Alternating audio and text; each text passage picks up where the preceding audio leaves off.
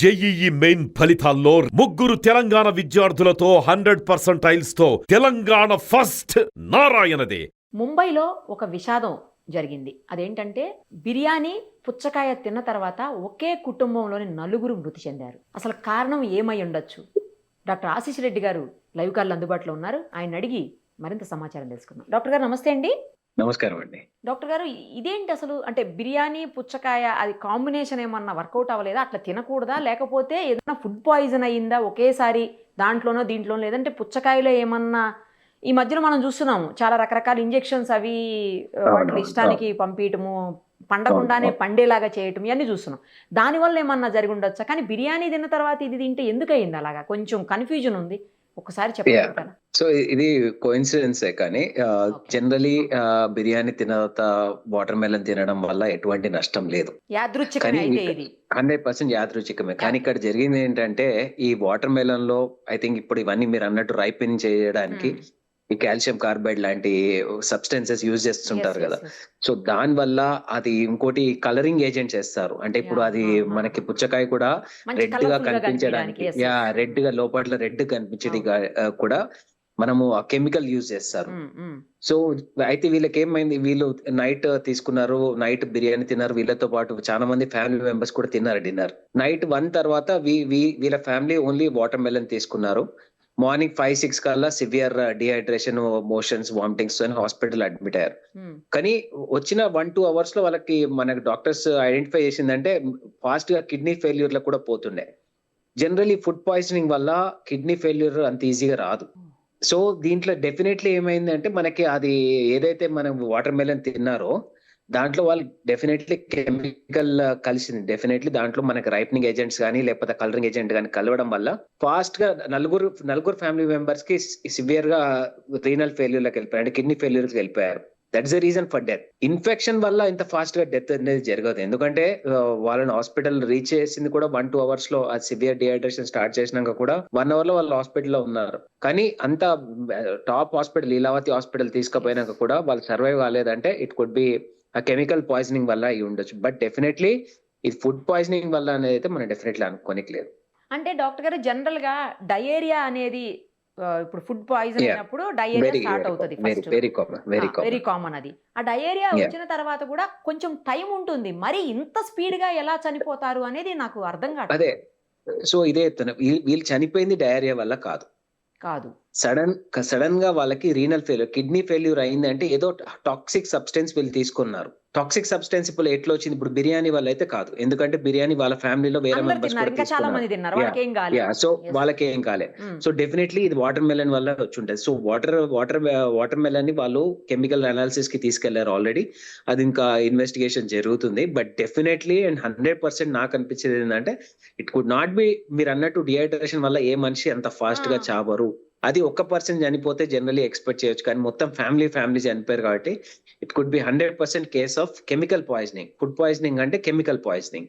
So chemical poisonings లో commonest ఏముంటాయి? ఇప్పుడు వాటర్ మెలన్ యూజ్ చేసేది కాల్షియం కార్బైడ్ యూజ్ చేస్తారు రైపన్ చేయడానికి. అంటే ఇప్పుడు ఒక ఫ్రెష్ వాటర్ మెలన్ ని రైప్ చేయడానికి మనము ఏదైతే కాల్షియం కార్బైడ్ ఆ పౌడర్ యూజ్ చేస్తారో అది డైరెక్ట్ దాని లోపలకనే వెళ్ళి ఉండొచ్చు. రెండోది ఆ కలరింగ్ ఏజెంట్ వల్ల కూడా వీళ్ళు ప్రమాదం గురై ఉండొచ్చు డెఫినెట్లీ.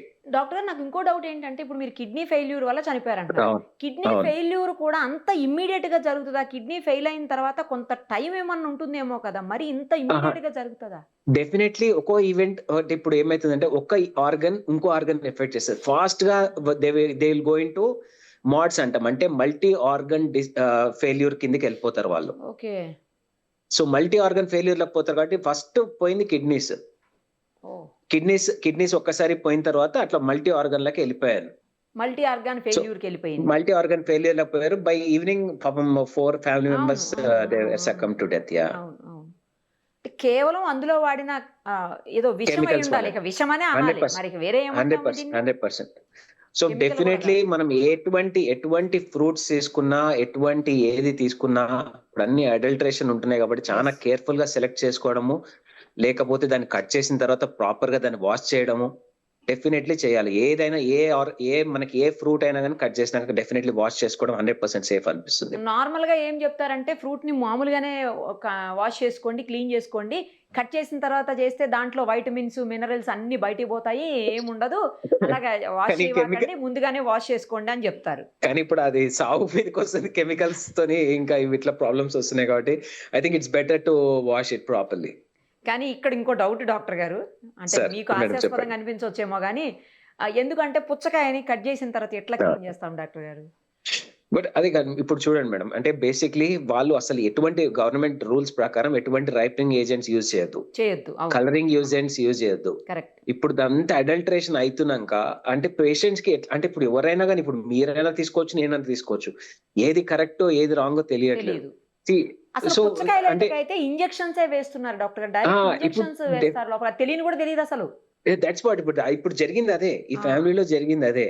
సో మనం ఎట్లాంటి తీసుకుంటున్నాం ఫ్రూట్స్ డెఫినెట్లీ సమ్మర్ లో ది బెస్ట్ అవైలబుల్ థింగ్ మనకి water melon highest water content ఉంటుంది. అవును. అవును. చాలా సేఫెస్ట్ అనుకుంటాము. కానీ ఇట్లాంటి అడల్టరేషన్స్ వల్ల అన్నెసెసరీగా ప్రాణాలు పోతున్నాయి. వాళ్ళకేం ప్రాఫిట్స్ గురించి ఆలోచిస్తున్నారు. నార్మల్ గా దాన్ని ఫాస్ట్ గా గ్రో చేద్దాం అనుకుంటున్నారు. బట్ ఈ మనుషుల ప్రాణాలు పోతున్నాయి కాబట్టి డెఫినెట్లీ గవర్నమెంట్ చాలా స్ట్రిక్ట్ యాక్షన్ తీసుకోవాలి. అస్సలు ఇట్లాంటి కెమికల్స్ అవైలబిలిటీగా ఉండనివ్వకుండా చేయాలి. గతంలో ఒకటి విన్నాను డాక్టర్ గారు. ఏంటంటే ఇప్పుడు బిర్యానీ తిన్నప్పుడు ఇప్పుడు హైడ్రేటెడ్ డ్రింక్స్ ఉంటాయి కదా! Soft drinks. అవును, నేను అవును, నేమ్ చేయడానికి అవును, లేదు అవి. నేమ్ చేయలేం కదా! అవును, అవును, అవును, అలాంటి డ్రింక్స్ తీసుకుంటే సాఫ్ట్ డ్రింక్స్ చాలా మందికి అలవాటు ఉంటది. బిర్యానీతో పాటు సాఫ్ట్ డ్రింక్ అవును, తీసుకుంటుంటారు. అవును, అవును, అలా వెరీ కామన్. తీసుకున్నప్పుడు కూడా చాలా సార్లు డయేరియా రావటము, ఫుడ్ పాయిజన్ అవ్వడము ఇలాంటియన్నీ కూడా మనం చూసాం. యా ఎందుకు యా బిర్యానీ తీసుకున్నప్పుడే ఇది తీసుకుంటే ఎందుకు అవుతుందంటే అందులో వాడే కెమికల్స్‌కి బిర్యానీలో ఉండే ఆ నో, మెటీరియల్‌కి నో. అసలు అంటే జనరల్ ఇంటరాక్షన్ ఉండదండి. ఎందుకంటే మనం జనరల్లీ బిర్యానీ అంటే నార్మల్‌గా మనం ఇంట్లో చేసుకున్నదే, హోటల్‌లో చేసుకున్నదే పెద్దగా దీంట్లో ఎక్కడ కెమికల్స్ యూసేజ్ ఏమి ఉండదు. అన్లెస్ అందులో కలరింగ్ ఏజెంట్స్ తప్ప. ఇప్పుడు జనరల్లీ ఇట్స్ అన్ కలరింగ్ ఏజెంట్‌తో అసోసియేషన్. పాటు అది కూడా కదా డాక్టర్ గారు. సాల్ట్ ఒకటి యూజ్ చేస్తారు దాంట్లో. టేస్టింగ్ సాల్ట్ లాంటి ఏవో యూజ్ ఆహా! చేస్తారు. అవి కూడా సో వద్దు అని అంటున్నారు అట్లాంటి కదా! అట్లాంటి అడల్టరేషన్స్ ఉంటే తప్ప జనరల్లీ చాలా మంది ఏమైతది మన బిర్యానీ హోటల్‌కెళ్ళి తెచ్చుకునే వారికి అది వేడి ఉండకపోవచ్చు. యాహ్! అది స్పాయిల్ అయిపోవచ్చు. లేకపోతే ఇప్పుడు సమ్మర్స్‌లో చాలా ఈజీగా ఫుడ్ స్పాయిల్ అయిపోయే ఛాన్సెస్ ఉంటాయి. కరెక్ట్. కరెక్ట్. సో అట్లాంటి దాంట్లో మనం డయేరియా వెరీ కామన్‌గా చూస్తుంటాము. కానీ లక్కీగా ఇప్పుడు మన బిర్యానీతో గాని ఇప్పుడు బిర్యానీ లంచ్‌కి తీసుకొని ఈవినింగ్ స్నాక్ లాగా వాటర్ మెలన్ తీసుకుంటే నిజంగా ఎటువంటి ఇంటరాక్షన్ లేదు. అంటే సైంటిఫిక్‌గా కూడా చానా దాంట్లో కూడా నేను చూసాను ఇందాక కూడా I have read about it. ఎక్కడ కూడా అఫీషియల్‌గా ఎక్కడ దీని గురించి ఇంటరాక్షన్స్ లేవు. చాలా సేఫ్‌గానే ఉంది. బట్ ఇక్కడ డెఫినైట్‌లీ జరిగింటే ఈ ఫుడ్ ఇంటరాక్షన్ వల్ల కాకపోయుండొచ్చు. Only because of the okay. Chemical poisoning. Okay. Yeah! That could be a major reason. కానీ బిర్యానీతో పాటు ఎందుకు సాఫ్ట్ డ్రింక్స్ కూడా తీసుకోవద్దని చెప్తారా? 2 కాంబినేషన్ కరెక్ట్ కాదని ఎందుకు చెప్తారు? ఏరేటెడ్ డ్రింక్స్ కదండీ. At the end of the day అవి హై కార్బోనేటెడ్ డ్రింక్స్. ఈ కార్బోనేటెడ్ డ్రింక్స్‌లా ఏముండదు. జస్ట్ అన్నెసెసరీ ఫిజ్ తప్ప ఏముండదు. ఒట్టి మనకు అది తీసుకున్నామా హ్యాపీనెస్ కానీ ఓన్లీ ఫిజ్డ్ షుగర్ డ్రింక్ లాంటిదే. సో దీనివల్ల ఓన్లీ థింగ్ ఏందంటే టైమింగ్స్ అండి. బేసిక్‌లీ ఇది తీసుకొని మనం బిర్యానీ చేసినా వాడెప్పుడో పొద్దున చేసుంటారు. మనకు వాడు రీహీట్ చేసే ఇస్తుంటారు వాళ్ళు. జనరల్లీ మార్నింగ్ అవును. హండీస్ అన్ని మార్నింగ్ తయారు చేస్తారు. కరెక్ట్. ఈ హండీ ఈవినింగ్ వరకు అదే run అయితుంటది.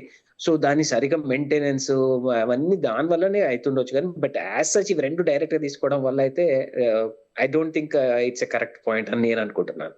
Right sir. Thank you. Thank you so much. Right. Right.